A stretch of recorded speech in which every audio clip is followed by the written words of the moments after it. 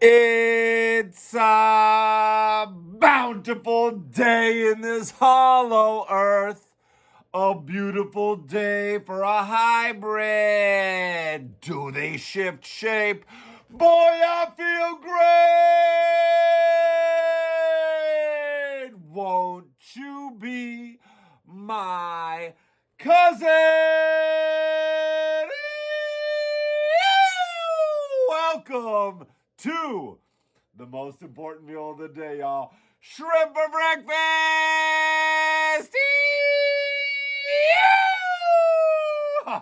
Yeah, we are rounding out the week with a little bit of hype for y'all. Let's get a sip and a gargle. You know how we do it with this strong black cup of coffee. Woo!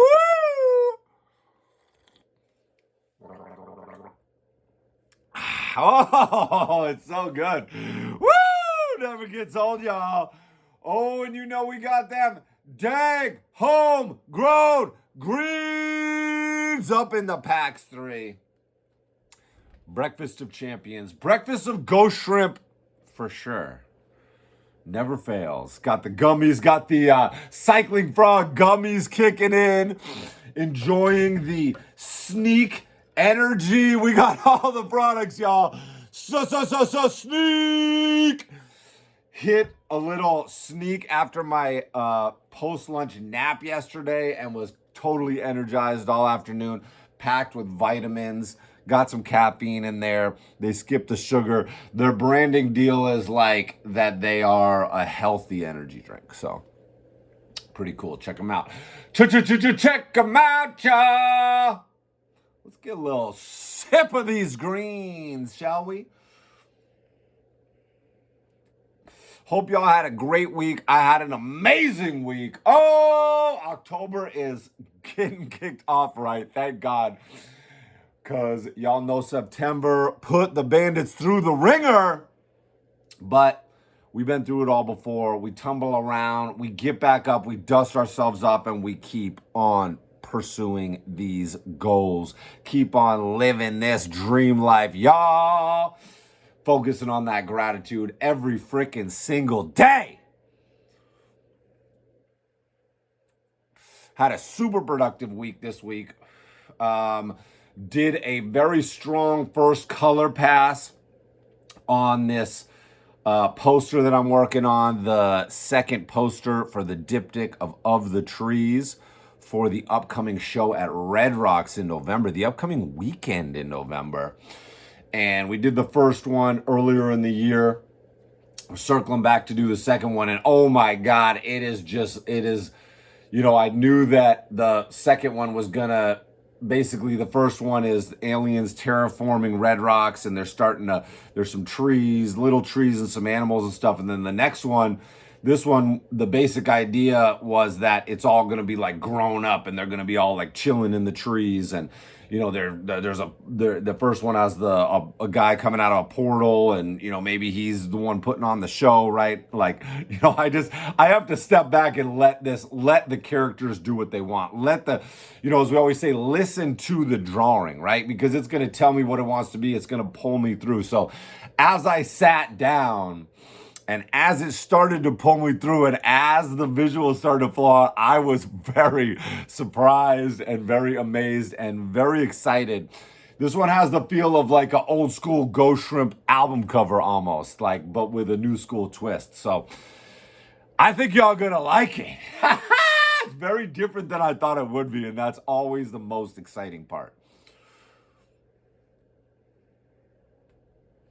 You never want to be bored by your work. You never want it to be predictable. You never want it to be what you thought it was going to be when you sat down, right? Because then it's predictable.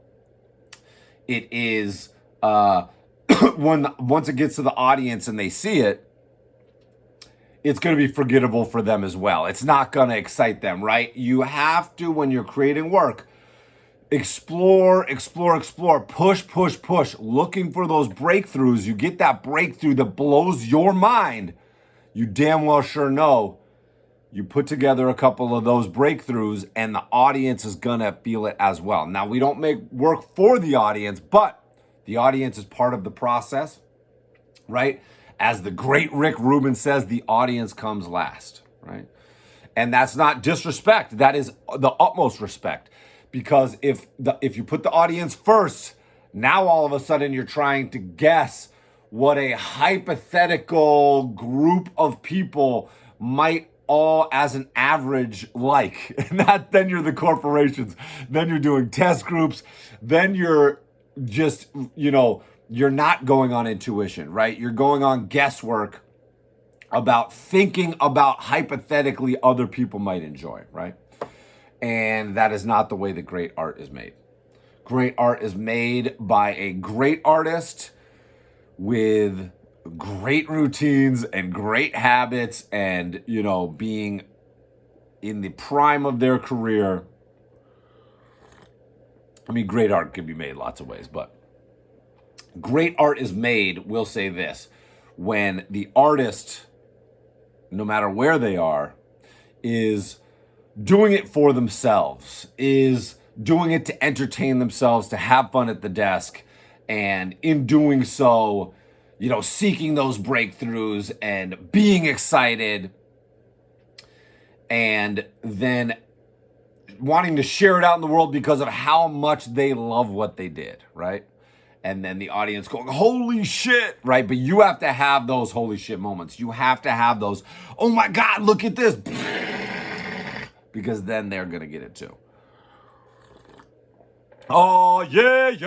I've been listening to this. I just finished this Stanley Kubrick audiobook, this biography of him on Audible. I think it's just maybe called Kubrick. It's like a yellow cover with a picture of him.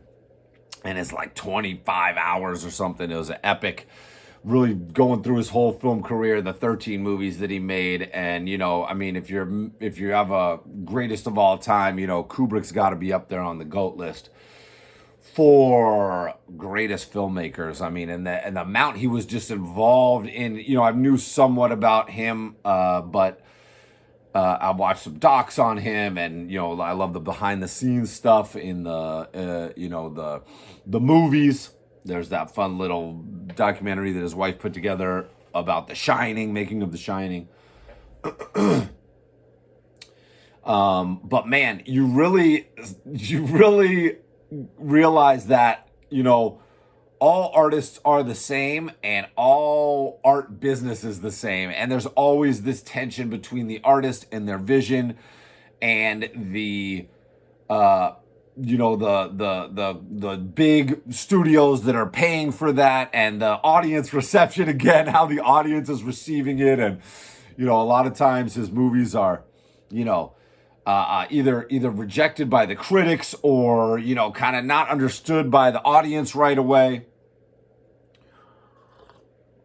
Depending on how it's marketed, like Eyes Wide Shut was marketed as I remember this now, I had forgotten this, but it was marketed as Nicole Kidman and Tom Cruise are going to have sex on screen, like real sex, because they were married at the time. And that was sort of insinuated in the build up to it, even though the studios, he had to deliver an R-rated picture, couldn't be rated NC-17, couldn't be rated X. So they literally couldn't be doing that. The studios wouldn't let them do that, but yet the studio is using that to tease the promotion of it. And then because of that, the audience goes expecting something else and then feels like this, nuanced, tense, erotic drama thriller is not what they, expected to see. And they leave feeling like, wow, that's not what I expected, because it was sold in a different way. It was oversold, right? So it's just, it's there's so many things in the book about that kind of dynamic, but more of what I left with, more of what I was impressed with was that he not only worked on the art, but he was the one in charge of the budget. He was in charge of the one, in most cases, of the promotion and the marketing. He died right before the promotion of Eyes Wide Shut, which was part of that problem. I don't think he would have let that, or maybe he was part of that. Maybe he was part of that initiative before he died. I can't remember, but he was very involved in every single aspect, in the editing, in the budgeting, in the in the producing, he really was absolutely meticulous and hands-on in a way that a lot of creative people could never be, which is very impressive. He was a man of, incredible small detail to numbers and planning, and everything was, perfectly pre-thought out, and then, executed over and over again. He would do, up to 40 takes, 50 takes, sometimes even more, just looking for what he wanted, trying to get it absolutely perfect. They said, getting that first shot was absolute agony. He was slow to make decisions. Again, when it came to the creativity, he was very intuitive, and he would also let the actors, try different things that they had in mind, and it would really be evolving constantly. And I totally relate to this now with my process, where really up until the very last day I turn in a piece, I'm still reworking the inks, I'm still reworking the color, I'm still just absolutely fine-tuning it. This character's got to come out, this isn't quite right, another character's got to go in, or this guy's got to turn a little bit. The deeper I've gotten into my career and the more complicated my stuff has been, you intuitively listen to it, and it's telling you whether it's right or not, whether it's done or not, what it needs, not always exactly what it needs, but that it needs something different. And I can hear and see that in them describing his process as well, and that he would be absolutely relentless with perfecting every detail of it, right? And I think you see that in some modern filmmakers, Wes Anderson and P.T. Anderson and Quentin Tarantino. You see these with this attention and detail and world building. I mean, my God, you think about world building, right? Stanley Kubrick took you into his world, and he said a very interesting thing. He says, you don't take a picture. He said, you take the picture of the picture, which is so interesting to think about, right? Because it's not, it's like I would love to hear him talk more about what that meant, because I know what it means to me, but, and I'm sure some of you will have interpretations of it as well, but it's what an interesting thing to say. Take the picture of the picture. And I was thinking that's the same thing. Don't do a drawing, do the drawing of the drawing, right? And I totally do that. I totally do the drawing of the drawing, right? I'm not just drawing. I'm making a world about a drawing when I'm drawing, right? Drawing in my rum. Everybody makes fun of my, I don't know where my drawing in my rum accent came from, but my family loves to make fun of it. All the visitors here love to make fun of me drawing in my rum. Oh yeah, baby. I was also just watching this Mr. McMahon documentary on YouTube. My God, if you haven't seen that, that's another, always interesting to, again, a world builder, right? Vince McMahon bought the WWF from his dad when it was a successful but, rather smallish business.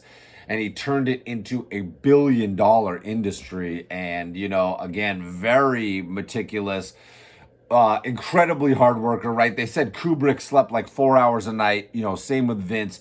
Working around the clock, never stopping, living, breathing this thing, expecting everybody to show up 24/7. I mean, the task masters that these people were.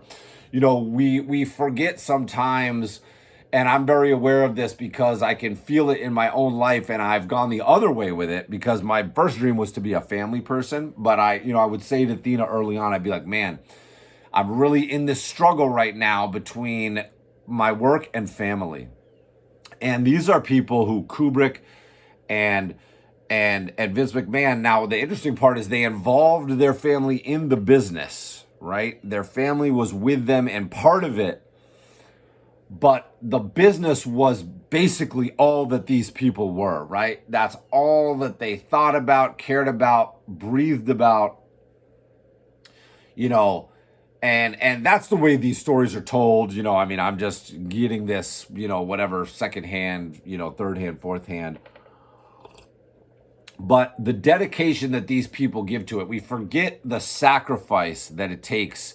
And often we look at these people, you look at the criticisms of these people, how they're hard on these people, and how, of course, when there's allegations of with Mr. McMahon, there's allegations of assault and stuff like that. And that's absolutely a different category. That's criminal, that's negative, that's dark, that's the devil working through you, son. You can't.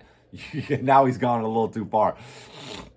Kubrick, on the other hand, had a reputation for pushing people to the limit to get what he wanted out of them. And that could, some people certainly felt that was borderline emotional abuse, and in that spectrum, which I mean, that's also valid, right? You gotta look at that, and it comes down to, do you want to work with these people, right?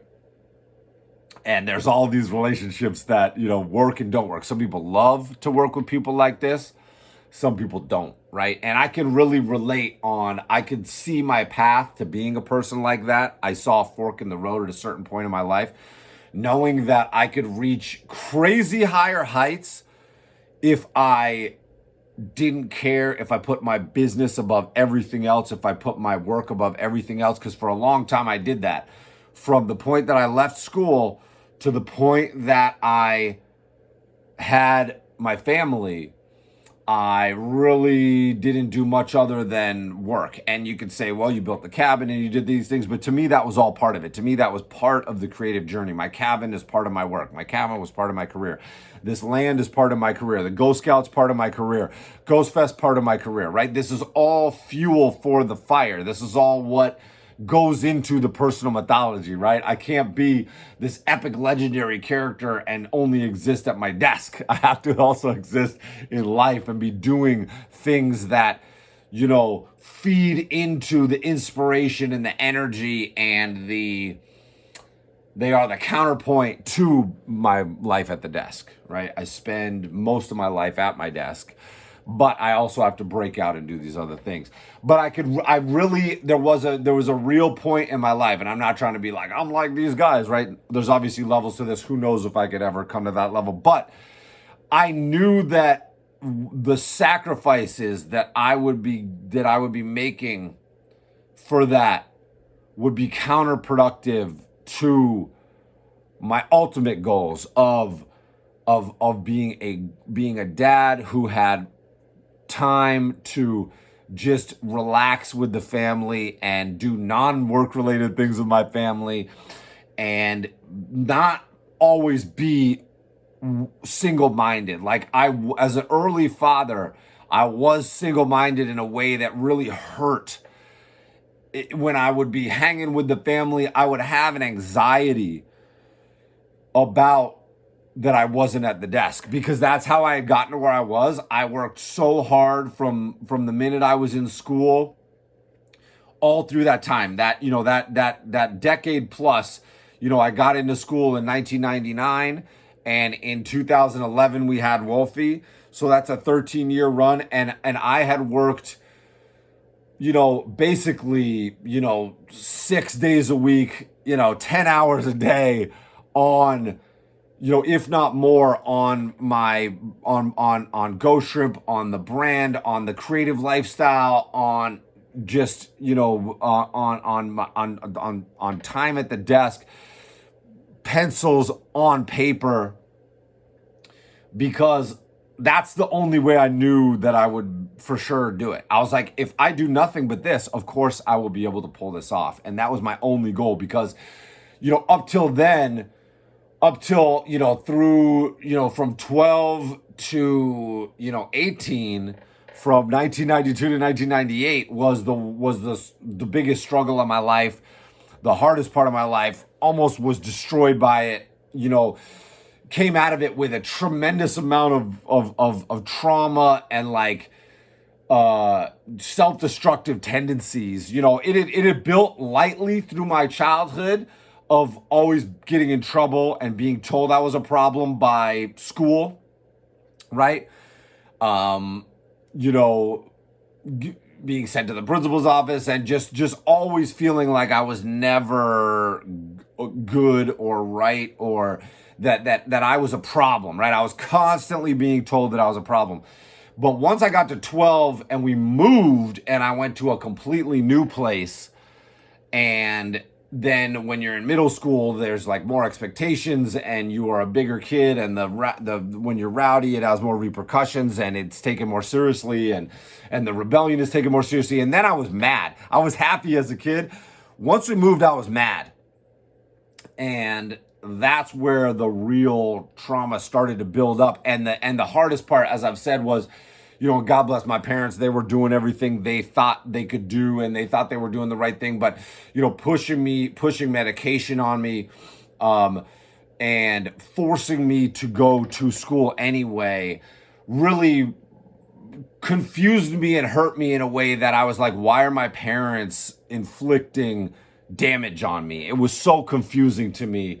And I know that they didn't intend to do that. I know that they felt like they were trying to help me, but it was hurting me. It was the most devastating period of my life, that I knew that I wanted to do other things. I wanted to be a energetic, high morale, frolicking kid. I want to be running around in the woods. I want to be riding bikes. I want to be drawing. I want to be creative. I did not want to be told what to do. And, being sat in a desk and given pills that were fucking my brain up. And, you're constantly going on and off different pills, try this, try that, constantly going to different doctors, having them look at you for different things. I mean, I told you I had to do sleep studies and EEGs and EKGs. And so it's great that you can see my parents cared, right? My parents care tremendously, and they're putting me through all this stuff, but they weren't listening to me to say, I'm not happy and I don't want to live like this, right? And they weren't really hearing that because they didn't know how to hear that, right? And so they were continuing to bring me to the places that I was being hurt by, and it was so confusing to me. And that's where the trauma was, right? You're like, oh, you moved, what's the trauma? Like, trauma is so personal and it's so nuanced. It might not sound like a lot, right? I was never beaten, I was never assaulted, I was never, neglected. My parents loved us so much, and the things we had to cope with were the anxiety and the stress in the household, and then just for me, the fact that I was never going to fit into the mainstream template, but that my parents are very mainstream people, and they didn't know how to think outside that box, and they just kept me in it. And that box nearly destroyed me, right? Nearly destroyed me. Luckily, I'm not the kind of person who, I was never in that zone of suicidal ideation, but I came all the way to it with self-destructive ideation. And I'm really, at this point in my life, reflecting, from this kind of, halfway point, looking back and understanding this in a different way, and really trying to unpack my self-destructive tendencies, because I know everybody has them. And I think people that are ADHD and that are outliers and that are outsiders and that, have had this rebellious struggle and this to need to become independent to survive. I think there's a special kind of, trauma that comes with that. That's someone that just fits in won't understand, and it's I think there's very different kind of outsiders. There's being a minority in lots of different ways, from physical differences to mental differences, right? We would call this neurodivergent, right? I think ADHD falls under the auspices of neurodivergence, right? And hopefully, as people learn more about that there's just more respect and just more understanding of it, because I feel like ADHD people and rebellious people probably have an incredibly high threshold for risk-taking behavior, borderline on the self-destructive behavior. I mean, I would over and over again, especially when I think of riding my bike, put myself in situations where literally I was on the edge of death, I would ride, even in LA, incredibly recklessly, no-handed, right through traffic all the time, just showboating. I had this crazy, insatiable desire to go right up to the edge of destruction and flaunt it to the people around me and to the universe as well, to kind of test it. I have this saying that I use when I'm scared. Like when I started living in the woods alone. Actually, I would do this when I was a kid, when I was scared at night and stuff. But then I really had to test it out when I lived on the mountain alone, on Mystery Mountain alone. And I tell this to people who stay up here in the cabins, because you're not alone. We're about a 5-minute walk away from you, but you're in the woods and you're in a cabin and you're the only one there. And sometimes people, get spooked out into stuff. And I say, if you're getting scared, just go, come and get me. Challenge it. Dare whatever you're scared of to come and get you. And to this day, nothing's ever come and got me. So it always works. It makes me feel better. It makes me feel bolder. And I think I've kind of had that attitude with the universe, like, because I felt like for so long that everything was out to destroy me growing up, that I think I was like, the only way I could survive and not be scared of it was to like test it and dare it. Like, hey, I don't give a fuck. Come destroy me if you want, and I think I was okay with that. And now as I've grown and I've taken that fork in the road to go, I want to live a balanced life.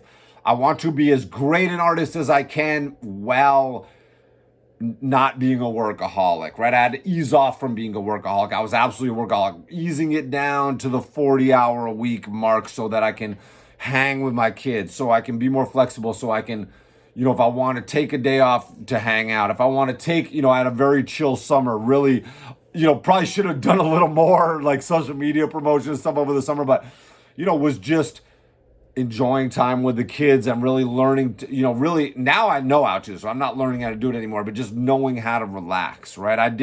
I lost the ability to relax because of how much how hard I had to work to get to where I was, right? And now it took me 11 years to build up and become a crazy workaholic, or I lived 11 years like that. Now it's been 13 since Wolf's born. So now it basically took me maybe 5 years to kind of transition out of workaholism, and then the last 7 years to kind of ease into just being a much more balanced, less crazy. I was much more, people that knew me when we first started Ghost Scouts and through that run till now, they'll tell you I'm much chiller.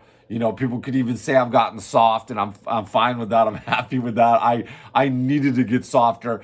I still have that edge where I can turn up and get a little reckless. We were getting a little reckless at Ghost Fest this year. We crashed the new ATV the day we got it, after hours of just ripping and riding through the property. And there's still times where we get there, especially if, certain people or, certain practices are involved, certain rituals are involved, we can definitely very quickly get into that danger zone again. But I'm glad in retrospect that I got off the super highway ramp and kind of went on the little road that is still where I want to be and still going to where I want to be, but where I'm not just in a gridlock traffic jam of stress and pressure and constant work and let me do more, let me sleep less, let me push another, kid event off, let me burn another year out of my kids' life where I'm not really, fully attentive to them and soaking it up and appreciating it. It's weird that parents often have to work the hardest when their kids are the youngest, and that's when you get the most time, though you should have the most time with your kids. It is the most precious. They need you the most. They look up to you the most. They love you the most. Then you have the most opportunity to just be with them and build your relationship with them and get and build tremendous love with them. I mean, the love that you build with your kids is just absolutely insane. I mean, that's the number one reason for having kids. I think it's really the only reason for having kids is the love, because I feel love for my parents. I feel love for my siblings. I feel love for my friends and life and all stuff. But the way you feel about your kids is just in another stratosphere. I mean, the way you feel about them is absolutely insane. I mean, it will break you almost if you think too much about it, because it's so tremendous. You love them so much. It's crazy. So, the fact that I invested more in that and equaled it out so that it wasn't like 90-10 or 80-20 work, that it was more 50-50 with family and work. So glad for that. And I don't know how we got, this is a classic breakfast. I was going to say birthday. Classic breakfast rant, y'all. What are we even talking about? We're just here chilling. We're just vibing. I was going to talk about the 3-year plan. Me and Athena really need to sit down and reformulate a nice 3-year plan. We've been just so in the thick of it lately. And I think especially with once like COVID hit and my dad died and all this stuff, it's just been such a whirlwind that we've been kind of just riding on momentum, and we've had a lot of great momentum. We've gotten so much done. She's come so far with her metalsmithing career, and my art career has just been on absolute God mode. Just going to the Grammys this year, and just great project after great project, and huge projects coming in all the time, and just continuing to have to turn down work. Just had to turn down more Adventure Time work again, which is absolutely killing me every time Adventure Time tries to, every time we try to coincide. Since what was the last thing I worked on was Distant Lands, with Fiona and Cake, and now with this side quest thing and stuff. I'm just so busy. They hit me up on short notice, and I'm busy. I keep trying to go, hey, I'm available in 6 months. Let's do it then. And that's like so far out for the animation scheduling that a lot of times it doesn't line up by the time we get there again. So yeah. What are we talking about?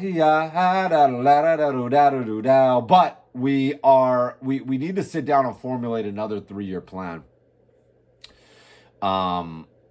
Because we're in the dream life, and we are making amazing progress, and we're loving every minute of it. But especially where we are, Wolfie's 13, Judy's 8.5.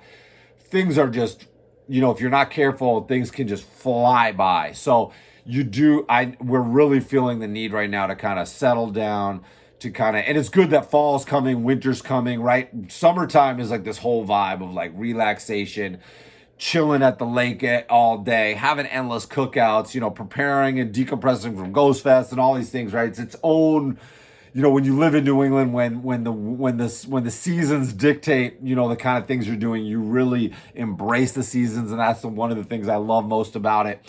And now that we're going into fall, we're kind of getting cozy, kind of settling in. And then once the snow falls, you're really like kind of hibernating. So this is going to be an absolute great time to dig in and really kind of figure out what we're doing. We've also gone through so many different like versions of evolving our house that we're building ourselves, and we are fully functional and we're very comfortable in the house right now. But there are still parts of it that are very much unfinished, and we have to try to figure out the strategy and the end game of the house. It'd be great to get that wrapped up in the next 3 years.